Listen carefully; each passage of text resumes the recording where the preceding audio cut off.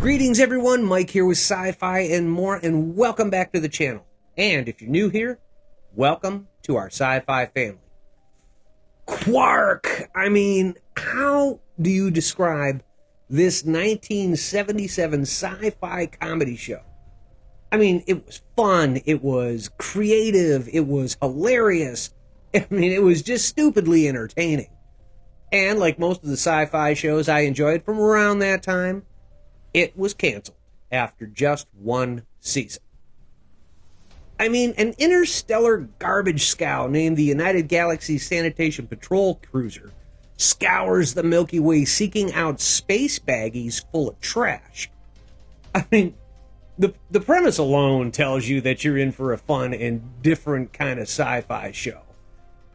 A couple of months back, I had posted a video at the request of one of our longtime subscribers at Dave Booth 5608 about another salvage operation show, Salvage 1, and the mounting of a mission in a homemade spaceship going to the moon, picking up all the Apollo moon landing gear that was left there, bringing it back to the Earth and selling it as scrap. If you haven't seen the video, I've posted the link down in the description. After I posted that video, there were so many requests for a Quark video that we simply had to make one. So, grab a baggie full of popcorn and let's dive into Quark. Quark is a 1977 American science fiction sitcom starring Richard Benjamin, airing on NBC.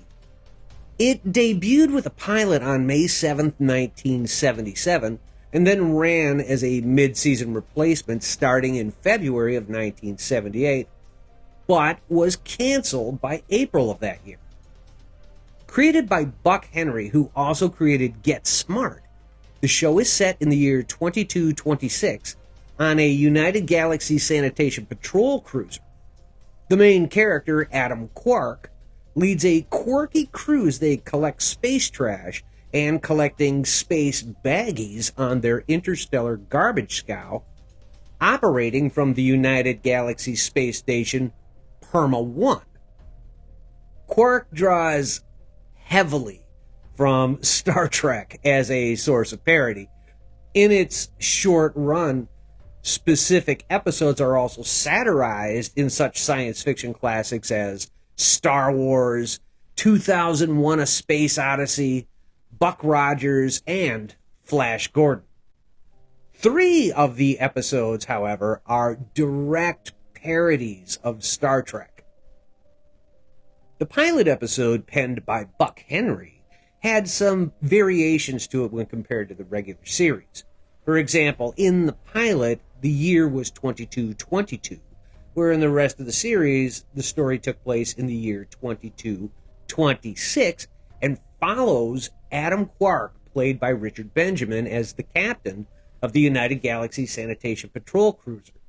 His primary duty involves collecting space trash, despite his desire for greater adventures. Although tasked with mundane cleanup missions, Quark occasionally becomes entangled in more dangerous assignments given by the Head, often because he is in remote space areas where no one else is around. Despite the routine nature of his job, Quark ultimately finds himself achieving these additional assignments, usually quite by chance. Adam Quark's unconventional missions are supported by his equally unconventional crew. The crew includes Ficus pandorata, portrayed by Richard Kelton, an emotionless plant species known as a vegeton, who is the ship's science officer and likes to engage Quark in complex philosophical debates. Clearly the Mr. Spock of the show. The ship is also piloted and navigated by Betty 1 and Betty 2, played by Sib and Patricia Barnstable. These gorgeous crew members are both in love with Adam, but one is a clone, though they both deny being the clone, leaving Adam unable to figure out which Betty is real, and thus he just keeps his distance. The ship's engineer is Gene, played by Tim Thomerson, who possesses both male and female chromosomes, causing a constant shift in identity. Adam Quark is often unsure which gene he will uncover. And who could forget Andy, probably the funniest character on the show, portrayed by Bobby Porter, a cowardly robot made from spare parts by Adam, who is engaged to the ship's load control box. Adam's direct superior is Otto Palindrome, played by Conrad Janis, an indifferent bureaucrat not concerned with Quark's troubles. Palindrome reports to the Head, played by Alan Kelly, the imperious leader of the United Galaxy, known for his huge cranium and whimsical tendencies to endanger Quark's life. Interesting fact, Richard Benjamin discovered that the show was in development with Buck Henry attached to it after reading an issue of Variety and requested an audition. He took a pay cut in part because he really wanted to work with Buck Henry that much. Way before Spaceballs or Galaxy Quest or Futurama, or technically even Star Wars. The Quark pilot garnered enough interest from NBC, particularly after Star Wars was released, that a mid-season replacement order of 7 episodes was called up for release at the halfway point of the 1977-1978 TV season. Unfortunately, the show's ratings were, for lack of a better term, dismal, which ultimately led to its cancellation before the last episode scheduled for April 7th could air. The series did not seem to have reruns, likely due to only having 8 episodes, including the pilot. However, those who watched it during its initial run found it unforgettable. Growing up, I certainly was a fan of the show. Having watched reruns of the original Star Trek series, you could both see and hear a direct link to Star Trek, as many of the Star Trek sound effects were used on Quark. And let's be honest, the promise of seeing Betty 1 and Betty 2 every week certainly didn't hurt matters either. It was just one of those shows that we've all encountered throughout our lives that somehow just manages to stick with you. After the pilot aired and the series made notable tweaks, the Spock-like character Ficus the Vegeton became popular among the show's fans. However, the decision to omit Dr. O.B. Mudd, played by Douglas Fowley, a character that parodied Dr. McCoy, was unfortunate, because Dr. Mudd had delivered some of the pilot's best lines, such as jokingly saying, "Let me out and I'll walk," despite being in space and 17 light years from anywhere. Fowley was perfectly cast as the cynical, crotchety doctor who served as the crew's voice of reason. His interactions, particularly his tenuous relationship with Gene, offered a potential goldmine of comedy. Unfortunately, the Ficus character, although popular, was more designed to be an annoyance than a source of combative interaction, lacking the comedic edge that Doc provided in the pilot. The Gene character is significantly altered from the pilot as well. It's clear that Buck Henry loved slipping in some affectionate humor into his work, and Thomerson is perfect in the pilot, switching from Gene's no-nonsense manliness to Gene's feminine mystique at the drop of a hat, generating priceless reaction shots from Benjamin, who clearly doesn't know what to make of the back-and-forth sexuality of Gene.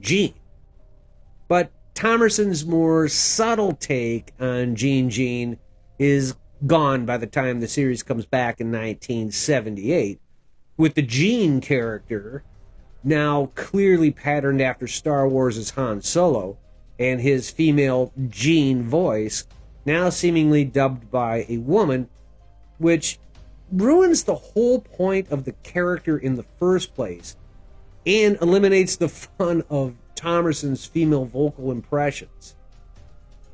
Luckily, Andy the robot did not change whatsoever and remained the show's funniest character. Andy is clearly a parody of other famous cinematic and television robots like Robbie the Robot from Forbidden Planet or the robot from Lost in Space. Andy's craven, cowardly tendencies, along with his overactive libido, make for some of the show's most hilarious moments. It's hysterically funny and surprisingly adult for this kind of show, and consistently, the cowardly Andy gets the best lines throughout the 8 episodes. Despite not being a Star Trek expert, it's obvious that Quark parodies specific Star Trek episodes. Episodes like The Old and the Beautiful parodies Star Trek's The Deadly Years. The Good, the Bad, and the Ficus spoofs Mirror, Mirror. Goodbye Columbus, named after Benjamin's most famous movie, Goodbye Columbus, targets shore leave. And lastly, Vanessa 382436 takes on the ultimate computer, with an additional nod to 2001 A Space Odyssey, just thrown in there for good measure. While diehard Star Trek fans likely appreciated Quark for its respectful and humorous takes on the beloved series, it's uncertain if mainstream television audiences in 1978, who might not have been familiar with Star Trek, fully understood or appreciated the show's sophisticated, ironic humor. They may have simply just seen Quark as a silly kids show that was relegated to the Friday night death slot on television. Quark faced significant challenges in achieving success upon its debut in finding an audience. It premiered on NBC during a period of poor ratings for the network, which managed to place only 4 shows in the yearly top 30 Nielsen ratings. Airing mid-season on Friday nights, a time slot when no show from any major networks were in the top 30, Quark struggled to find an audience. Quark replaced the Sanford & Son spin-off show The Sanford Arms, and had tough competition that year from Donnie and Marie on ABC, which was popular with young girls, and The New Adventures of Wonder Woman on CBS, attracting young male viewers. This left very few viewers for the show Quark to garner any kind of audience to grab onto. As for the props that were designed for the show, a relatively unknown prop designer at the time named John Zabrucki built props for Quark in 1977, including being involved in the design of the United Galaxy Sanitation Patrol cruiser. And because of that show, Zabrucki was able to launch his business, Modern Props, in the same year working on movie and show props out of his garage. And with his business off and running, Zabrucki became one of the most sought-after prop designers in Hollywood, creating iconic images in movies and TV shows such as Blade Runner, RoboCop, and his most popular prop that has shown up in over 100 movies and TV shows, but is probably best known for its reoccurring appearance on Star Trek The Next Generation. The dual-access generator, the most important prop ever created for humanity. But more on John Zabrucki in another video, which we have coming up for you real soon. Unfortunately, I couldn't find anything out there on the United Sanitation Patrol cruiser model that was used in the show. So hopefully it didn't find its way to the trash, and hopefully it is safe in a private collection. However, I was able to find another interesting piece of memorabilia from the show. the authentic uniform worn by Tim Thomerson's Gene character that went up for auction last year at Prop Store Auction. The jumpsuit with a blue denim-like appearance, silver-colored trim on the collar, undersleeves, and a blue shoulder patch on the right shoulder. This item had an estimated value before the auction between $1,800 and $1,600. That is not too shabby for a show that only had 8 episodes. And what about remakes, reboots, or inspired works? Well, I am happy to report that at this particular moment in time, there has never been a reboot of Quark, nor has it ever been remade. And while the show itself is a parody of multiple sci-fi epics, leaning heavily on Star Trek, it itself has not been the basis for inspiration for other sci-fi. The closest we get to anything reimagined to Quark in pop culture is in the television series Breaking Bad, where the character of Gale creates a music video of himself singing Major Tom Coming Home by Peter Schilling with footage of Quark in the background. I did manage to find a few articles that really tried hard to say that the 1999 film Galaxy Quest was a direct inspiration from Quark. However, they said a lot and said nothing. They never actually said that one was the inspiration for the other. In its very short run, the series was nominated for an Emmy in 1978 for Outstanding Achievement in Costume Design for costume designer Grady Hunt's work in the episode All the Emperor's Quasi-Norms Part 2. And there you have it, Cosmic Core. We hope you have enjoyed our retrospective on Quark. And if you did, please be sure to hit like and share the video and subscribe to the channel, and we will continue our sci-fi journey together as a team. Like I said in the beginning of this video, this show was just stupid fun. That's all it was. It was just stupidly entertaining.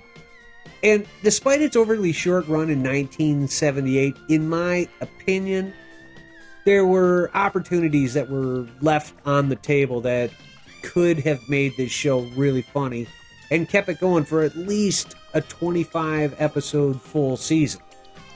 But what do you guys think? Let me know in the description down below. Do you think this show should have kept going for a full season before it got canceled? Did you think the show was even funny in the first place? And thank you all again for being the greatest sci-fi team out there. And thank you for watching this video. We would not be here without you. Until next time, Cosmic Core, the Galaxy ad infinitum.